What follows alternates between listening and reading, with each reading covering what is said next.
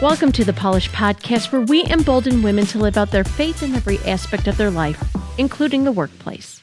I'm your host, Jane Doerman, and I'm thrilled to have you with us. Before we dive in, hit that subscribe button to join our community of ambitious women who are committed to growing in their leadership and faith. At Polish Network, we believe your work is more than just a job, it's a calling. And we're here to provide the connections you crave, development you deserve, and the gospel that you need to thrive. Each episode features inspiring conversations with women who are leading with faith in the workplace. Our goal is to ignite your passion and equip you to lead with wisdom and courage. So let's go ahead and jump into today's episode. So picture this. You're in a meeting. The conversation is moving fast. Decisions are being made. And you? Well, you have something to say, but for whatever reason, you don't. Maybe it's fear of how your words will be received. Maybe it's just easier to stay quiet. We've all been there, right? Silence can feel safer, like a protective shield, especially when speaking up seems risky. But what's the cost of that silence? What happens to the ideas, the talents, the voices we keep hidden because we don't feel empowered to speak? Today, we're going to unpack that. Our guest is Elaine Lin Hering, and she's been thinking about this question for a long time.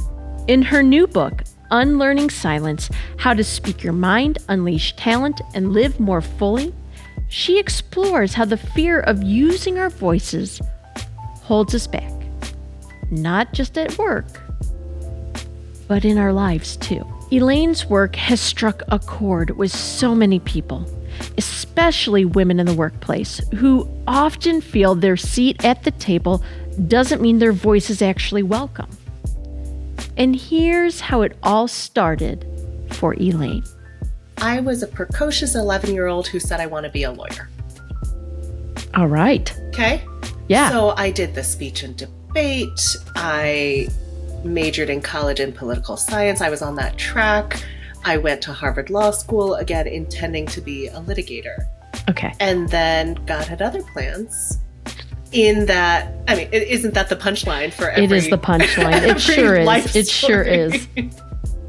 So I'm at Harvard Law School, come across this book called Getting to Yes, Classic Interest-Based Negotiation Theory. And I learned a very expensive lesson, meaning I don't think you pay law school tuition to learn this, but that's where I learned it. So we'll learn it wherever we are, that emotions are okay to have. That was not what I grew up knowing. And emotions are data, and you could negotiate, you could have difficult conversations. So I went down a deep rabbit hole, really as a matter of personal growth.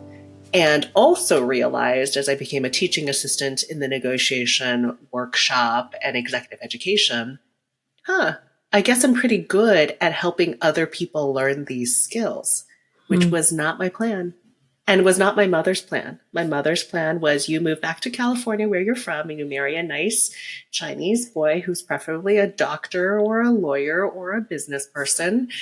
But I went to Australia instead to teach negotiation and mediation. So that raised some difficult conversations with my mother. But, I went to Australia with a hypothesis of, I think I'm good at this. I think I might be able to make a living on this, and let me try it for a year. And the law firm job was still there. I had negotiated a leave of absence. So it was fairly low risk, right? I was in my 20s. You go off, you come back, you can always get back on the conveyor belt of life that feels safer to the stakeholders in your life. Right. And I didn't get back on the conveyor belt. I joined a global leadership development firm, taught all over the world across industries, 6 continents, skills for communication and conflict management.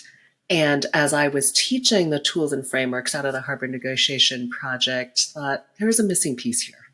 Because despite the tools and frameworks that I think are sound and people spending a lot of time, energy, and money on these trainings, some people still don't negotiate.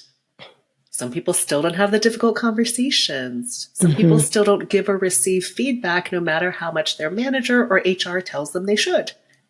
What is going on here?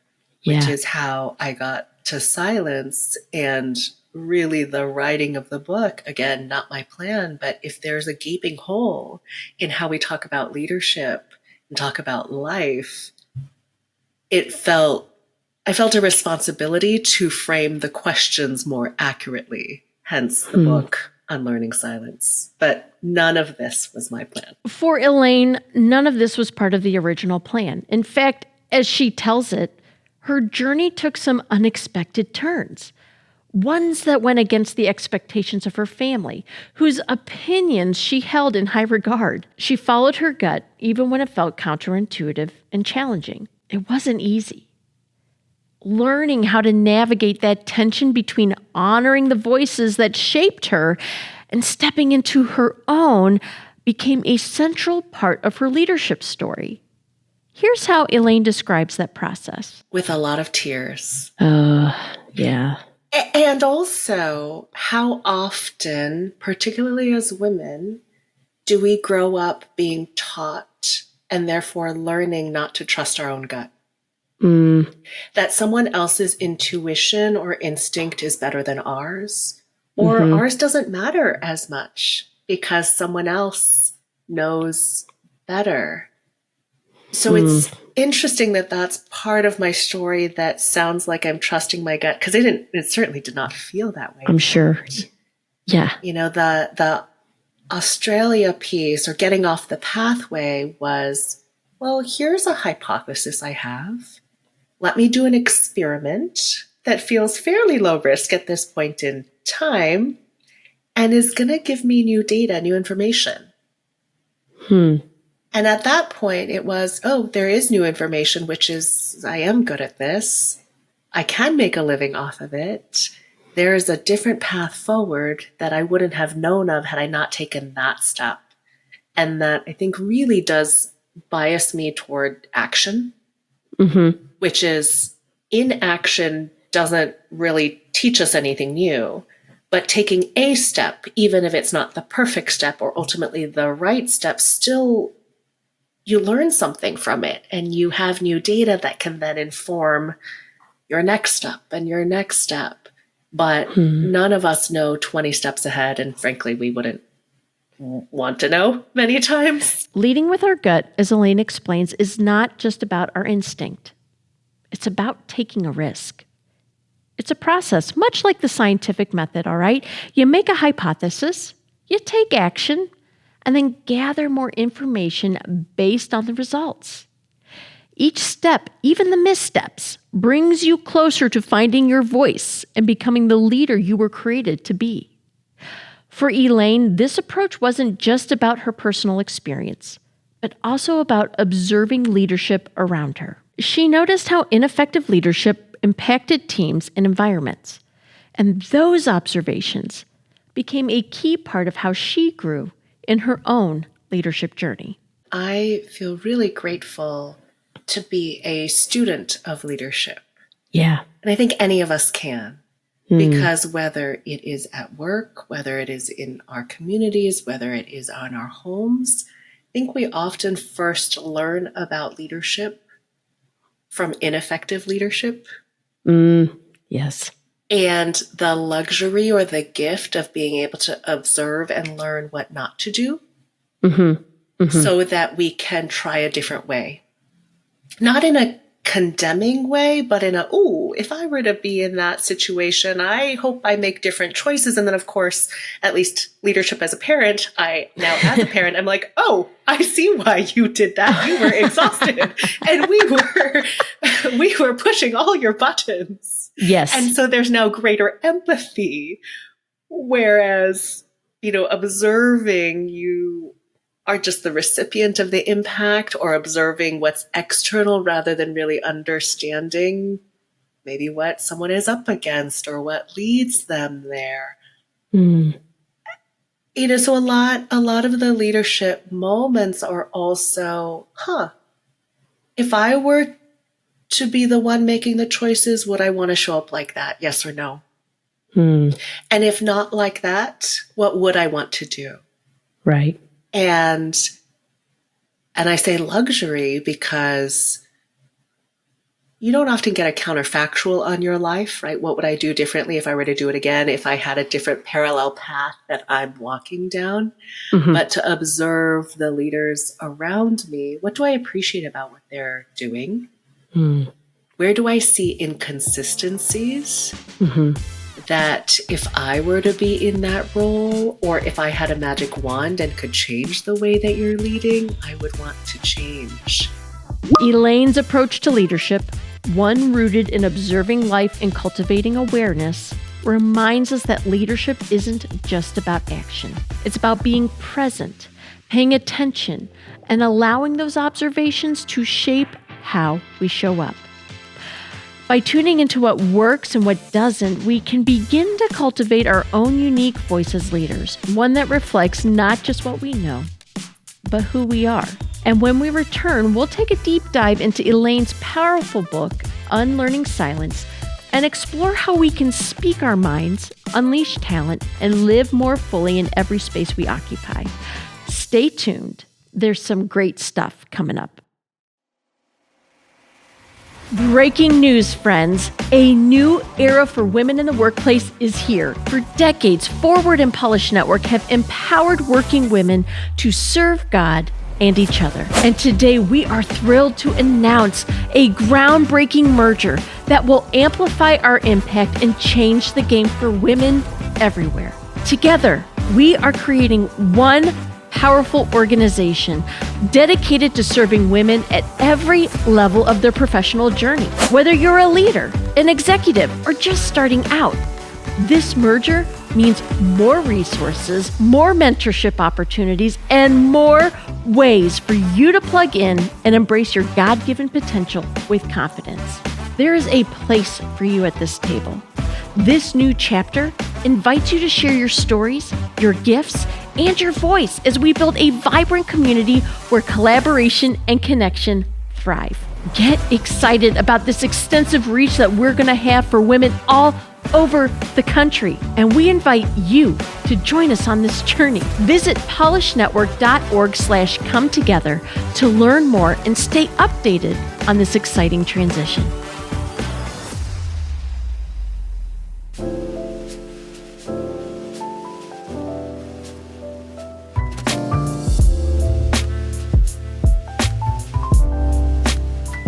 And I feel like that's the invitation you're inviting us into with your book, Unlearning Silence. Because frankly, a lot of us have been silenced. I think all of us, you and me, those who are listening to this show right now, have learned silence, whether they realize it or not. And I feel like your book, Unlearning Silence, How to Speak Your Mind, Unleash Talent, and Live More Fully, you invite us into observing how we have been silenced, what it looks like to find our voice, what it looks like to use our voice. You even give us like some practical baby steps, I feel like, to be like, try it out. Like life's an experiment. Let's try out something new. So let's dive into your book. And my first question, just to kick things off, what does unlearning silence mean to you, and why is it crucial in today's workplace? Yeah. There's so much that has been written about silence as this beautiful thing. And I would agree with that, right? You Sure. need silence, you need quiet. Most of us could use a little bit more silence in our lives. Amen, sister. We live in a noisy world.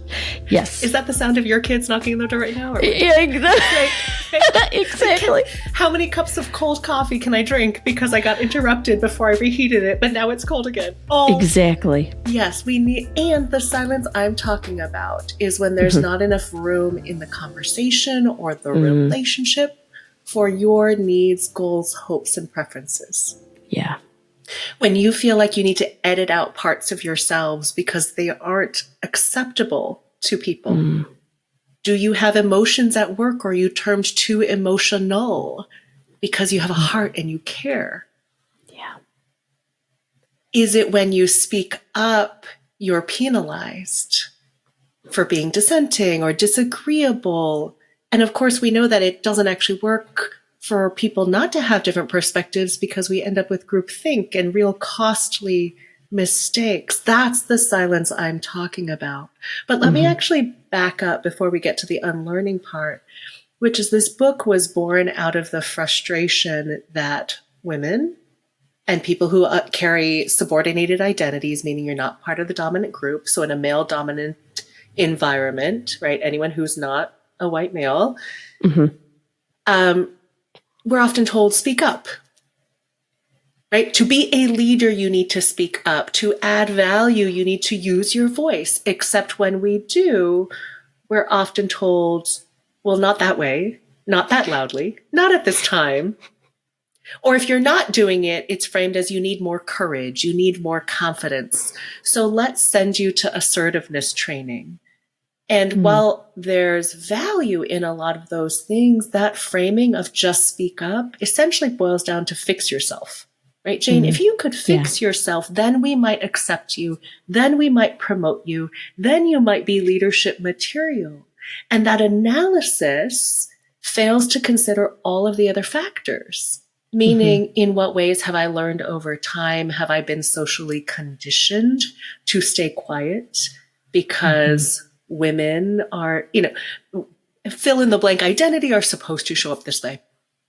And so that framing of just speak up seems incomplete and at times irresponsible. And as I worked with clients and analyzed teams, I thought, I think we're getting the question wrong.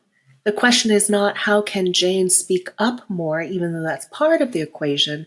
The question is, what role does silence play in our teams and in our organizations, in our churches, and in our homes?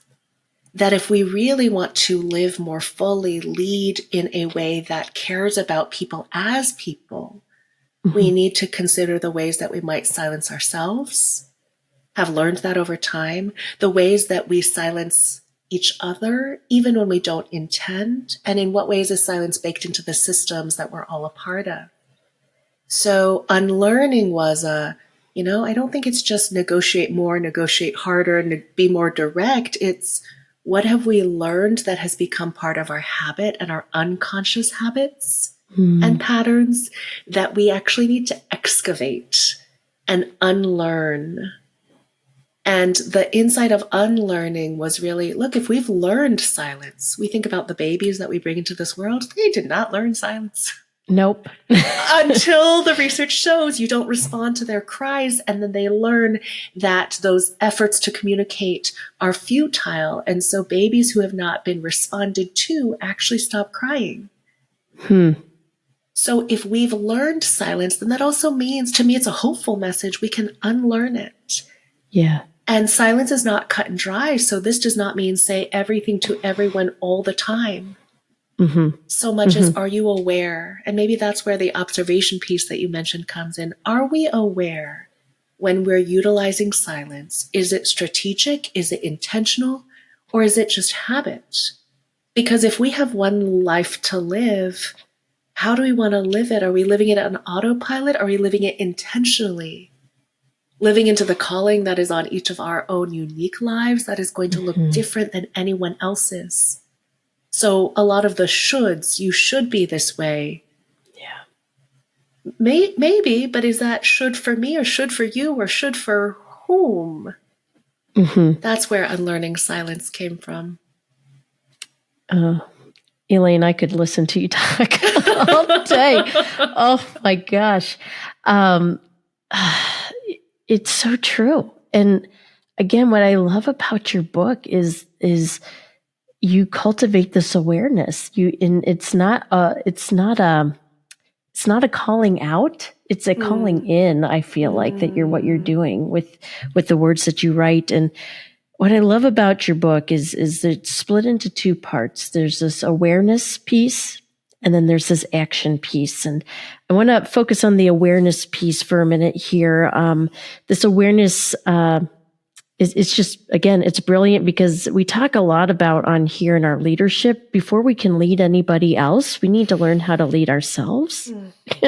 A big piece of that is like self-awareness of and I feel like I've been called into this over the last year.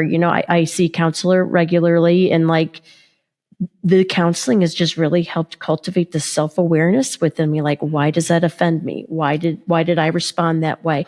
And having someone like an objective voice to be like, tell me more. Why? And you're like you said, like you use the word excavate. I love that word because it is like you're excavating years worth of things that, like you learn from your past. And I mean, that piece about babies crying that like, I didn't even know that was a thing. And then I was like, oh, geez, like, wow, we can learn it that early in life.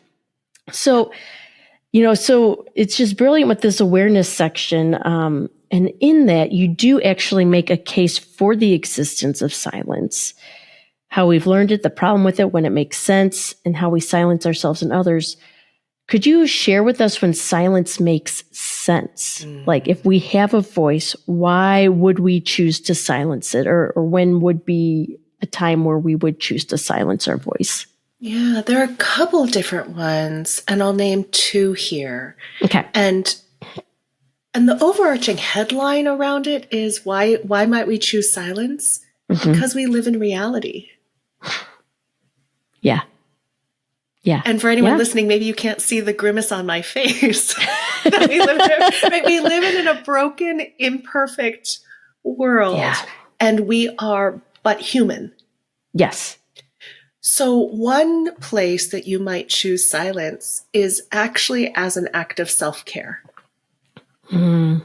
Because only you know, and God knows, what you're carrying. There are so many calls to action to use your voice. And it has been framed in such a black and white way. If you're not using your voice, if you're not on streets protesting, if you don't speak up in this meeting, then you're doing the wrong thing and you're bad. Right. And that to me just adds another layer of guilt and shame on top of everything else you're carrying. If you are the primary parent, primary caregiver, volunteering in this way, it's interesting for me to be a more visible person these days because there is what people know about me on social media. And then there is reality. Reality is there's a lot of health issues in our family right now. 3 out of 4 grandparents have varieties of cancer. I was navigating my own toxic workplace. All of these things that where I land is the difference between silence that is additive and strategic, or silence is damaging, is agency. Are you choosing to stay silent? Right? I'm not going to put energy, or I don't have bandwidth for that today. Or does silence feel like the only choice? Because if you say something, someone else is going to get mad. Someone else is going to fire you. Someone else is going to, domestic violence is real and lash out at you. Any of these things, there's such nuance there that none of us know what someone else is going through. So silence as in, I'm not going to engage right now because I don't have it in me, and there's an asterisk there of, is it that you really don't have it in you, or is it that it's uncomfortable? Because when you said comfort and uncomfortable, this is deeply uncomfortable. It's deeply disorienting because it's not the way that we have been brought up to think, right? And so comfort to me, though, is a sign of what is familiar, not a sign of what is right or good or holy. And so that's where the excavation and the internal negotiation comes in. But silence can be an act of self-care. The other time that silence, I think, is particularly useful, that we might choose it, is when you don't really know what you are thinking. And there's such pressure in a technology-connected world to tweet it or say it. And we actually, many of us need time to process. Yeah. And in the book, there's this example of there's no takebacks. To use a childhood phrase about it. Once you say it, it is out in the world. Yeah. And how many times have we spoken out of anger? And not righteous anger, but frustration. And in a way that if we were to redo it, we would coach ourselves to do differently. And so there's a real question as to short or long-term silence.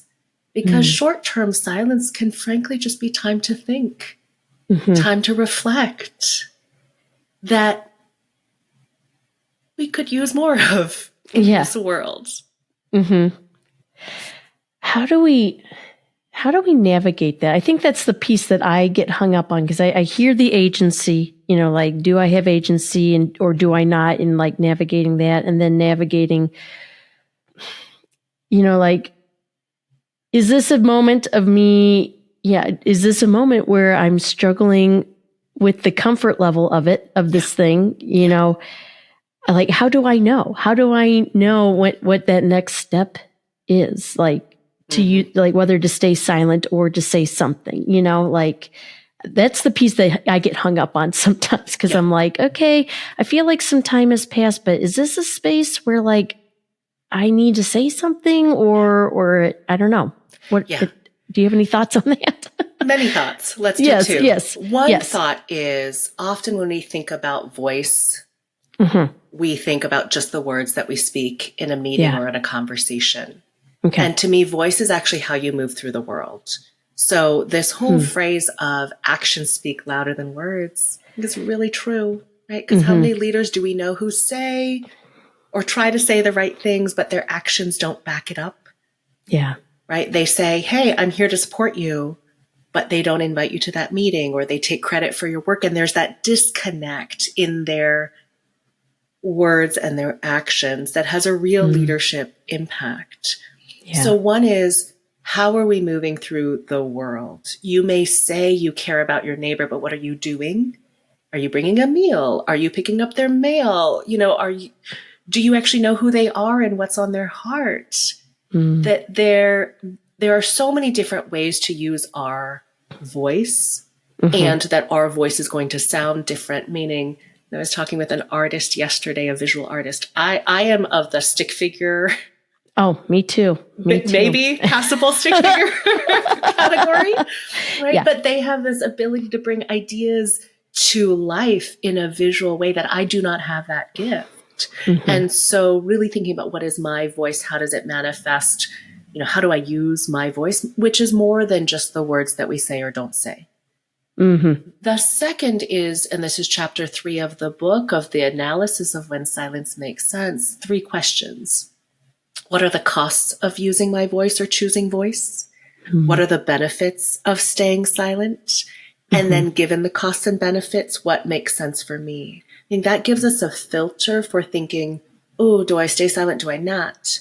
Yeah. Now, there's caveats in there, which is we tend to focus on the costs without the cost of using our voice, right? I've got to take time right now, the sweaty palms, the immediate discomfort. Well, what are the costs of staying silent?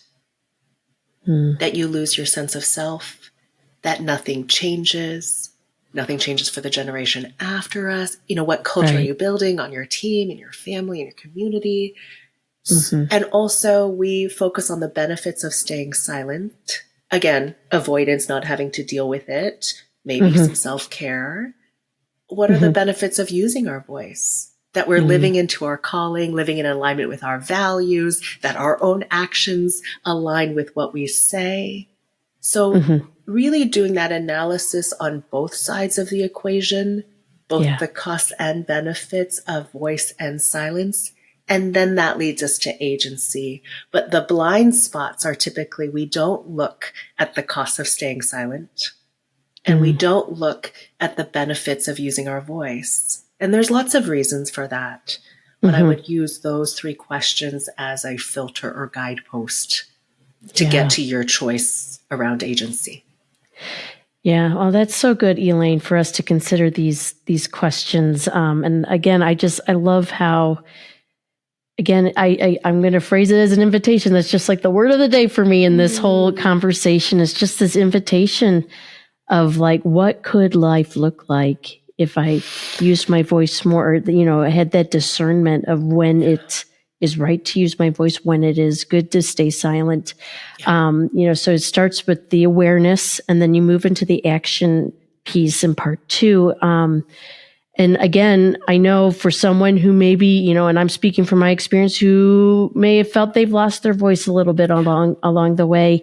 Could you share a few of practical strategies from your book that individuals could use to unleash their own talent and live more fully by using their voice. You give like some, like, I feel like baby step examples of like, okay, I'm going to dip my toe in. What is a approachable like step or strategy we could use to take action? Absolutely.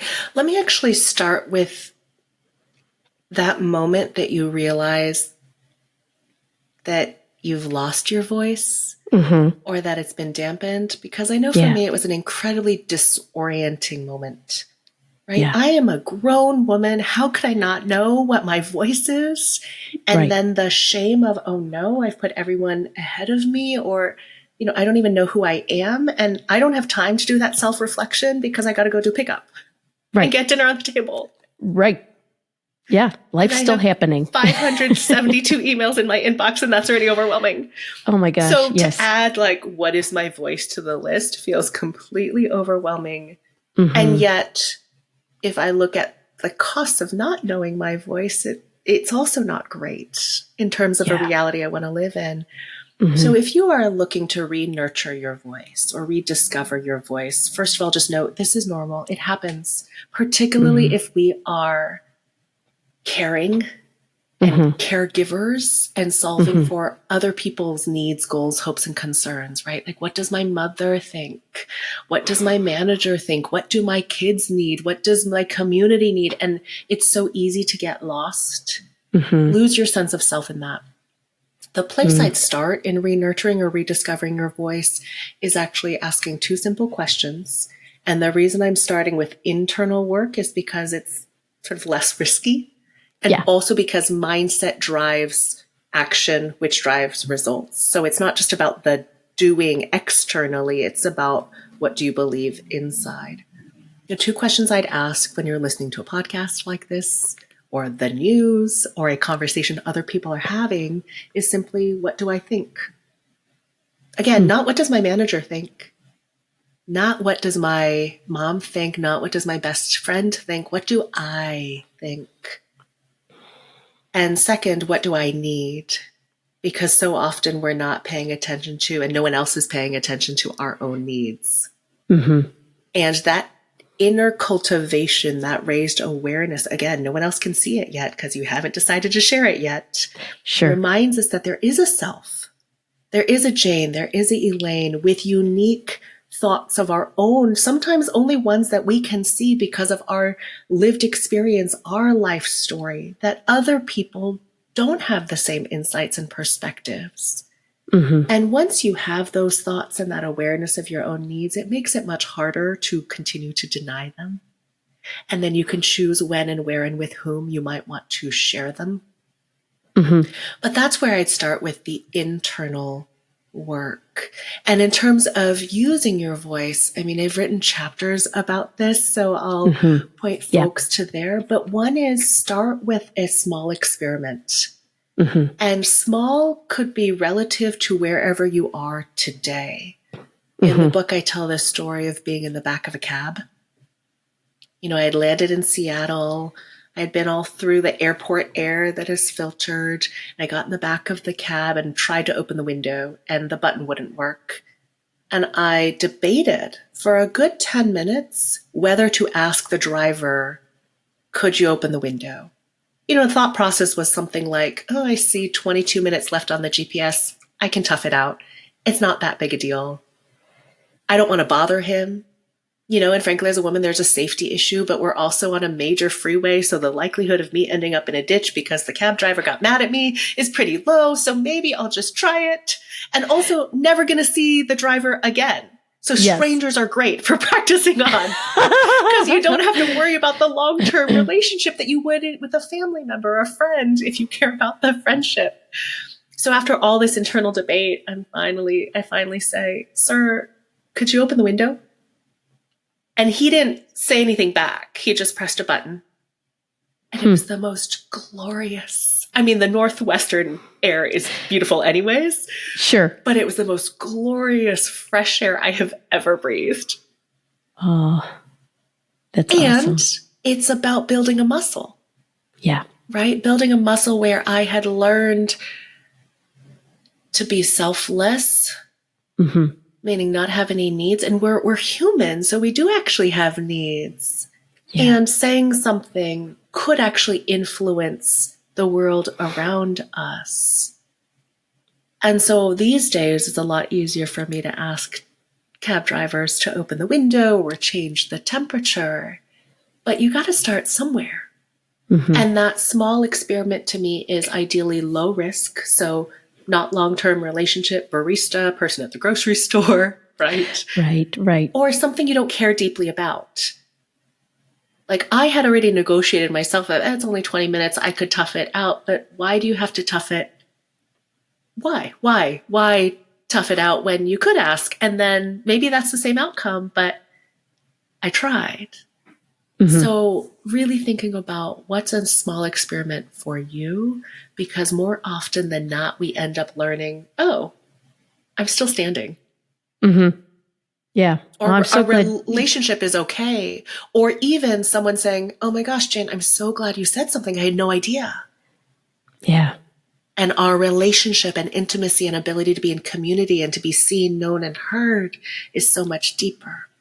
Elaine, I'm so glad you shared that story. That was actually, I was hoping you would share that story about you in the taxi cab, because that spoke to me. Yeah. Because I would have wrestled with the same inner dialogue that you wrestled with. And I'm like, I haven't been in that specific scenario, but I've been in scenarios where, like recently, my son had an event at the local university here in Cincinnati, and I ate a big breakfast, but there wasn't like lunch for adults that came. And like, I don't know, as the day progressed, I started feeling a little like, okay, I'm hungry. Yeah.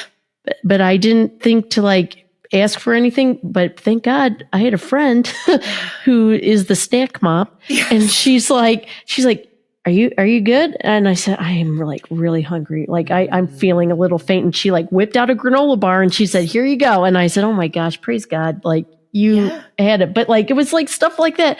And I feel so silly admitting that here, but at the same time, we can go into those thought cycles of like, oh, I can stick it out. Yeah. Oh, I can, I'm a full grown adult. I can make it another hour before I eat something, or it would be such an inconvenience. And it's like, the cab driver didn't know that you needed the window open. And it was a simple question, but at the same time, you're wrestling with like, do my needs really matter? I feel like that's what I come down to when I excavate enough to be like, my needs do matter. I am a human. Yes. I'm not I'm not a robot. I'm not a superhuman. I have felt needs. Yes. And it would be just really great if you could roll the window down for me so I can get a breath of fresh air.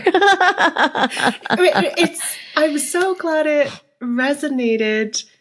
And it's so fascinating to me, right? Mm-hmm. When we talk about it in a detached way. Yeah.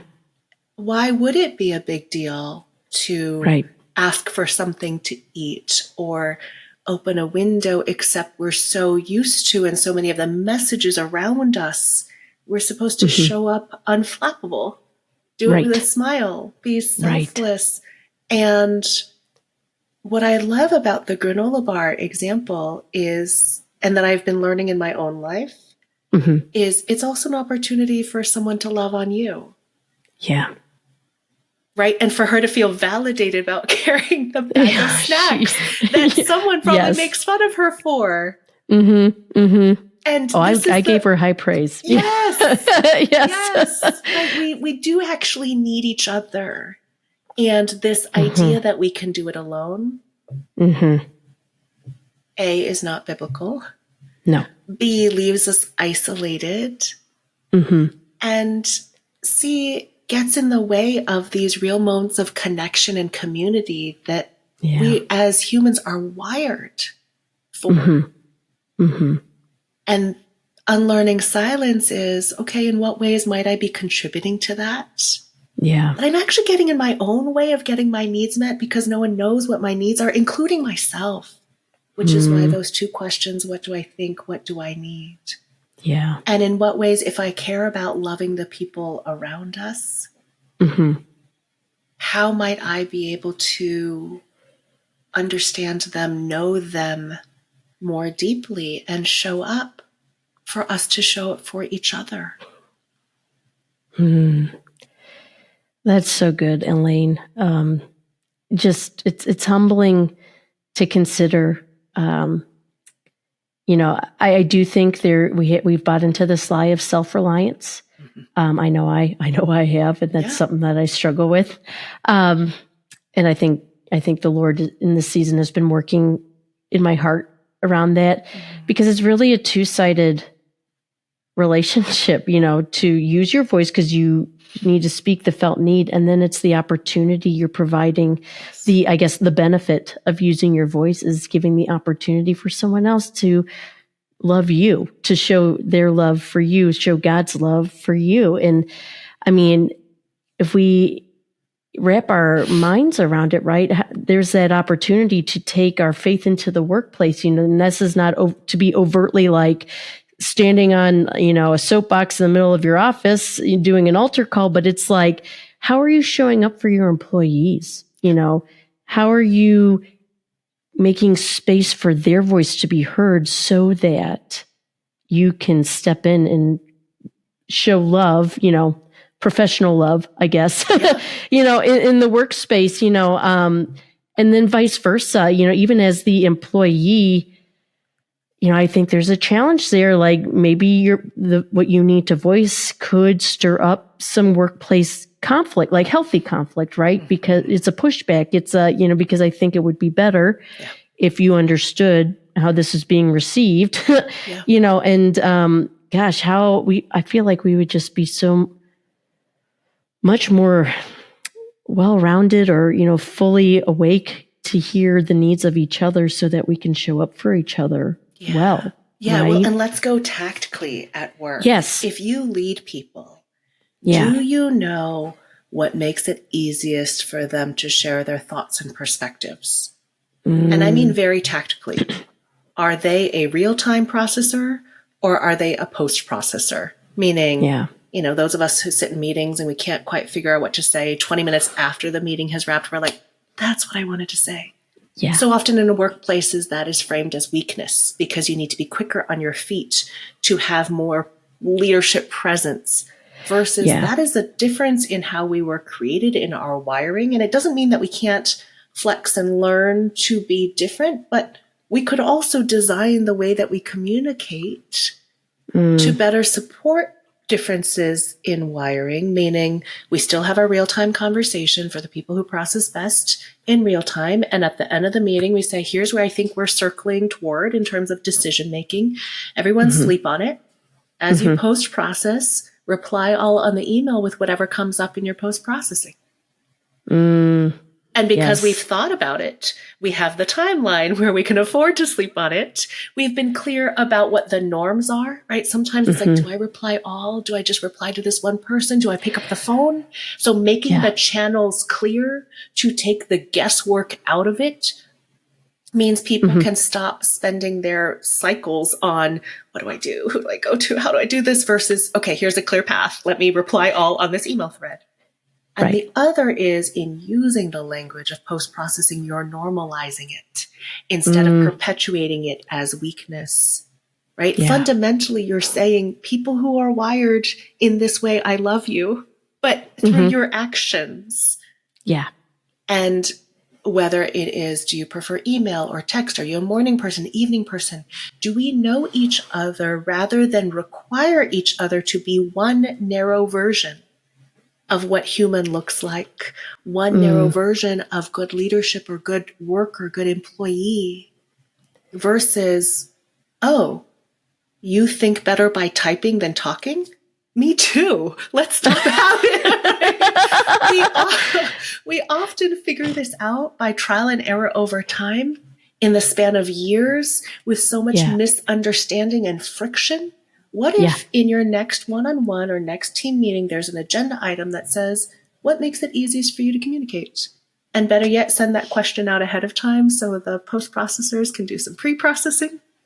And we start to get to know one another better rather than, hitting each other with our elbows as we figure it out by trial and error. Yeah. It's one place to start. No, that's a great place to start. And I really appreciate the way you think and the way you're challenging us and inviting us to consider ways to use our voice and when we need to be silent and when we need to take action and cultivating. It's just this, it all starts with this self-awareness, right? And so thank you so much for just sharing with our audience some insights from the book, you guys. This is going to be linked in our show notes. I highly encourage you to get a copy of Elaine's book, Unlearning Silence, How to Speak Your Mind, Unleash Talent, and Live More Fully. She tells a lot of great stories, and there's a lot of case studies and all the things for you to learn more deeply in this conversation, especially as we're learning to lead gratefully because we're thankful for our voice. We're going to push pause on this conversation for just a moment to take a quick break and share more about the Polish Network. But when we return, we're jumping into our Ask Me Anything segment where Elaine will answer some of the burning questions curated by our team here at Polished. So don't go anywhere. We'll be right back. Are you a working woman looking to elevate your leadership this year? Polished Collaboratories could be your next right step in moving forward in your leadership development. Polished Collaboratories are small groups modeled after executive peer groups, yet available to working women at all levels of leadership. Collaboratory members dive into leadership training with a faith-forward perspective for 12 months. This is your opportunity to tap into diverse perspectives, conquer challenges, and achieve your goals in a united sisterhood. New groups are launching in 2024. We want you to be a part of it. So go to polishednetwork.org/collaboratories to learn more.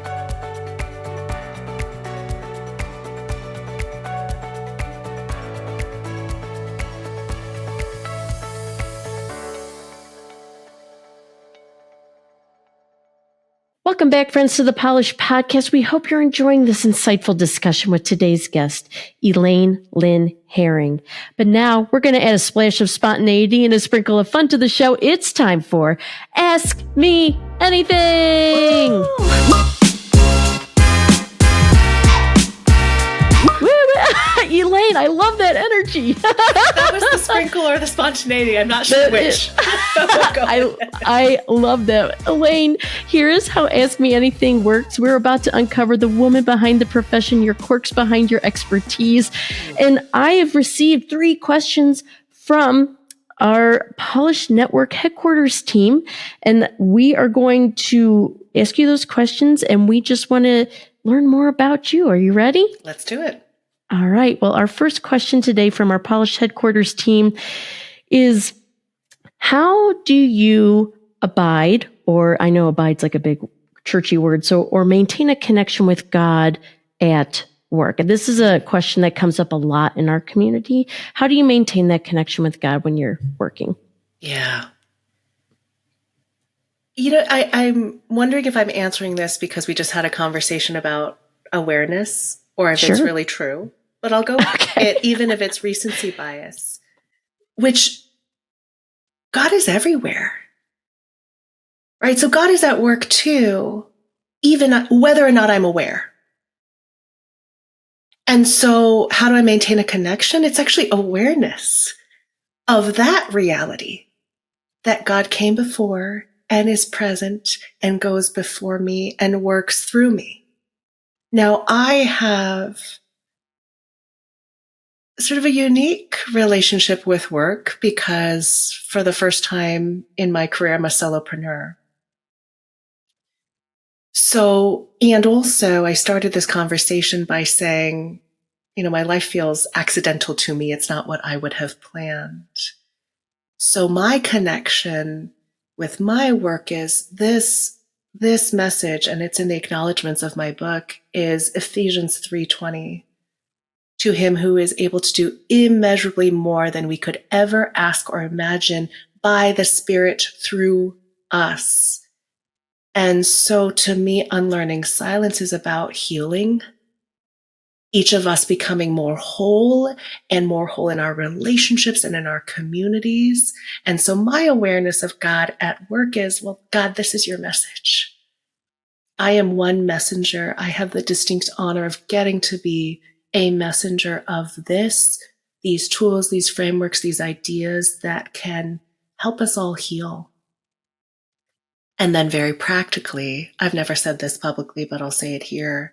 When I facilitate workshops, often I will put a handout on every person's seat before we get started, and I'm praying over them as I do that. And that is part of my practice of God, work through me. These are your people. That's so encouraging to hear that you do that. That tells me you just invite God into it all, because it's His work. You're partnering with Him in it, and He's given you this opportunity to share this crucial message that we need to hear. So I really appreciate you sharing that with us. Our second question was inspired by a scripture passage. I'll read the scripture passage here. It's from our current executive director, Amy Cedrone. She said, "Do not be anxious about anything, but in every situation, by prayer and petition, with thanksgiving, present your requests to God. And the peace of God, which transcends all understanding, will guard your hearts and your minds in Christ Jesus." So the question is, as a leader, what are some leadership challenges that you face, and how do you rely on your faith when those challenges appear? I'll also say I'm smiling because this was the scripture that my pastor preached on yesterday. So I'm like, oh God, what are you trying to tell me? So thank you, Amy. Right, God works in ways that awesome. We do not understand. I'm going to have you ask the question of me again, because that's where I was fixated on. That is hilarious. No, absolutely. So, there's the verse and the question, and it's actually kind of a two-part question. I didn't ask the second one, but the first one was, in light of this passage, we all face leadership challenges, that as leaders. So, in this verse, it's like, do not be anxious about anything, pray about it, cultivate Thanksgiving in your heart, which is, we're talking this month about leading gratefully, and Thanksgiving's around the corner. How do you rely on your faith when you face these leadership challenges, whatever that looks like for you? Yeah. So let's go back to prayer, because present your requests. As a kid, that felt like vending machine, God. Yes. I'm going to present my request to you, God, and please give me your stamp of approval for the thing I want to do. Right. Versus, to me these days, prayer is often less about supplication, to use the big church word. Yes, the big word. And more about open-handedness and awareness of God. Mm-hmm. God, open my eyes to what you are doing here, and work through me. So I think that awareness of that verse impacts my leadership in two ways. Mm-hmm. One is that profound awareness that God is bigger than anything we do. God has moved mountains. So this strategy or budget issue, not beyond God, beyond me and my comprehension. Right. For sure. And then the second is that prayer is less about vending machine a specific result, and more your will be done. Which is also work in my heart of, it may not be my way or what I thought or how I want in my timing. But living into the reality that we know that God is good. Yeah. And God is able to do immeasurably more than we could ever ask or imagine. Yeah. And my role is to show up in that moment. And sure, I'm going to need to make some decisions. And I'm going to use the brain and the analysis that God gave me and the resources of what I can see.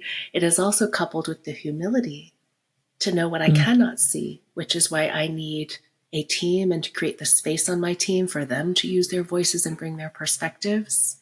And for me to have the humility to say, I made the best decision I could at that time based on the information I had at that time. And if I got it wrong or things have changed, to own that and to articulate that. So I am leading as I believe God instructed us to, and that the way Jesus led. Yeah. Amen. And I, that goes into this third question that's related to this is just like the role of peace in your leadership. Like I hear that, I feel like that stems from humility. How has God guarded your heart and your mind as you've used your voice? I don't know. Do you have any further thoughts on that? But I feel like a lot of that comes from that posture of awareness, but I don't know. I don't want to speak for you. No. So I'm so grateful for the question. Yeah. I'll share something very tactically, which is when I was launching the book, I was in 6 different cities in the span of a couple of weeks. And I'm currently the primary parent in our household. And none of my flights were delayed. Wow. None of the 10 flights, including an international flight from SFO to London Heathrow, were delayed. Wow. And I could say I got lucky. I could also say that is traveling mercies. That is God's grace on me and my family. Yeah. When I think about the peace that surpasses all understanding, it's that context. Right? If I know who I am, I know how my life, I actually don't know, but I have an idea of how my life fits into a greater context of what is up to me, of we fight battles not with the weapons of this earth,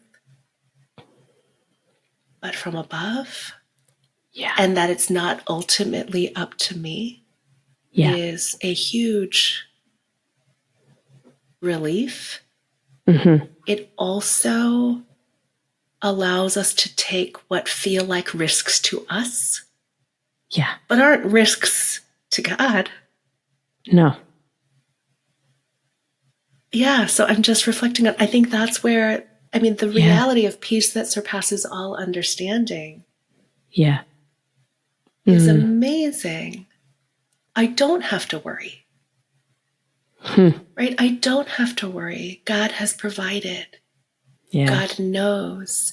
And even interpersonally, when we can feel so unseen, unknown, unheard by our friends, by our coworkers, even our spouses at times, because we're human, there is someone who knows all of us, even the ugly parts of us, and still loves us. And when we talk about empowerment, that's where real power comes from. Yeah. Not from us, but from above. It does. Oh, amen, Elaine. Man, mic drop. That was awesome. That was amazing. What an Ask Me Anything. I love it. Thank the team. Thank the team for good questions.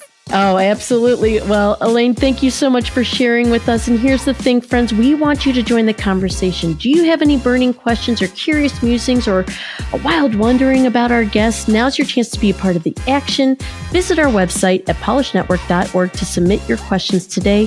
Become a Polish Podcast MVP and get a mention plus insight into your favorite guests. So send in those questions today.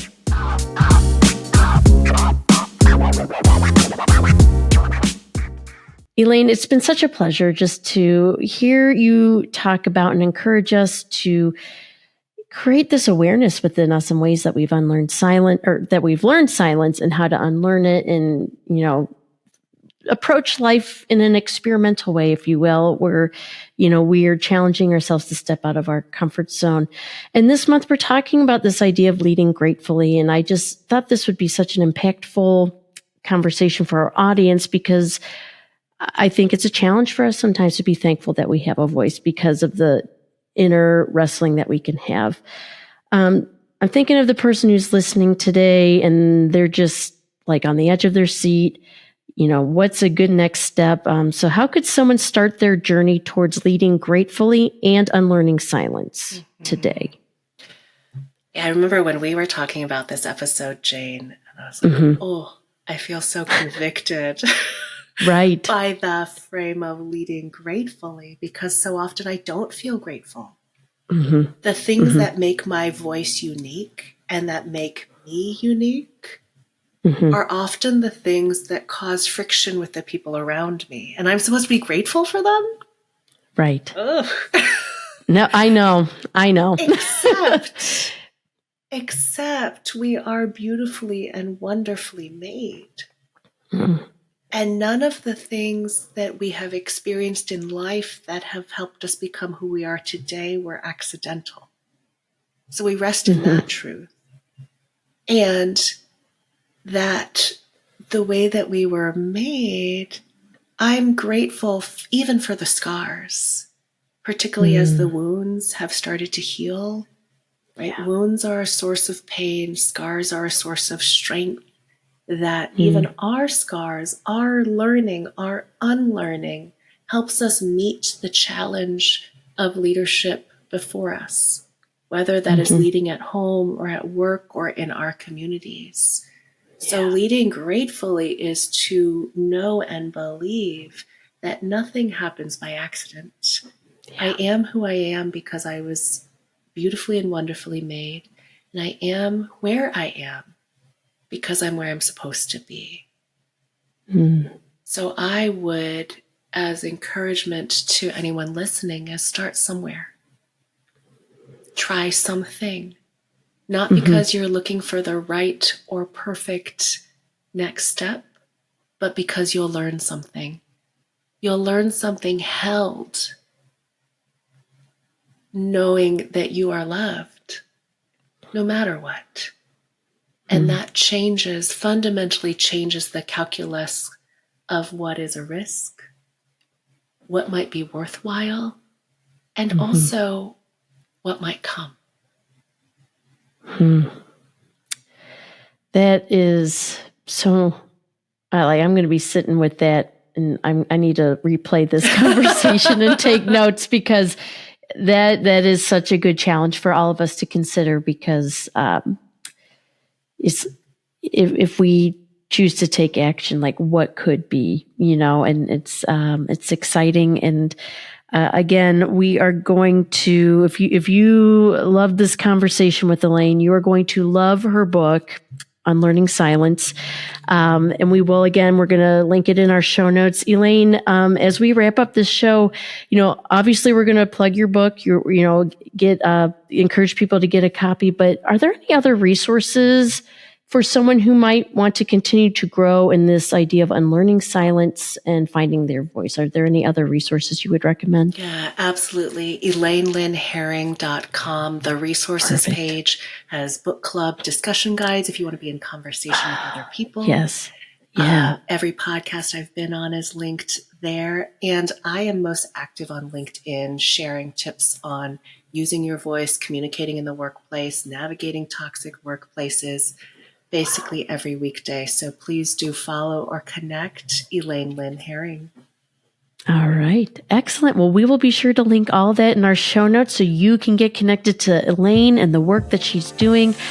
Elaine, we're going to have you on again. This was such a pleasure. And I just really appreciate the work that you're doing in the world. Thanks for having me, Jane. So as we come to the end of our conversation today, we've been exploring this vital theme of leading gratefully. Specifically, how essential it is for us to embrace our voices in the workplace. Elaine Lin Hering has shared some powerful insights on the dangers of silence and how it can hold us back from reaching our full potential. She's shown us that leadership is not just about being heard, it's about being present, aware, and willing to take risks, even when those risks might go against the grain of what's expected.